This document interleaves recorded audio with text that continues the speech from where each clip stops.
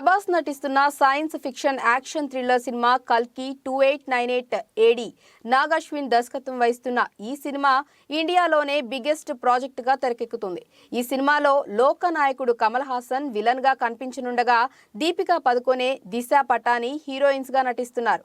అమితాబ్ బచ్చన్ ఒక ముఖ్య పాత్ర చేస్తున్నారు. కాగా ఈ మూవీలో ప్రభాస్ మోడ్రన్ విష్ణుమూర్తిగా కనిపించబోతున్నారని నిర్మాత అశ్విని దత్ వెల్లడించిన సంగతి తెలిసిందే.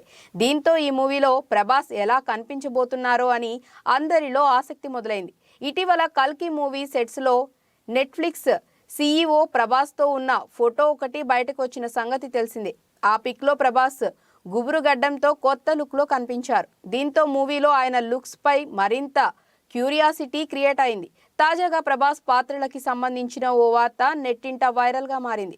ఈ సినిమాలో ప్రభాస్ మొత్తం 3 పాత్రల్లో కనిపించబోతున్నారట.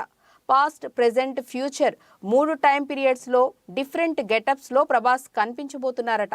మరి ఈ వార్తలో ఎంత నిజముందో తెలియదు గానీ ప్రస్తుతం ఈ వార్త అయితే వైరల్ గా మారింది. వైజయంతి బ్యానర్స్ పై అశ్విని దత్ నిర్మిస్తున్న ఈ చిత్రం 2024 సంక్రాంతికి రిలీజ్ చేస్తామంటూ ప్రకటించినప్పటికీ గ్రాఫిక్స్ వర్క్స్ పూర్తి కాగా రిలీజ్ ని వాయిదా వేశారు. మరి ఈ చిత్రాన్ని ఎప్పుడు పూర్తి చేసి ఎప్పుడు ఆడియన్స్ ముందుకు తీసుకువస్తారో చూడాలి.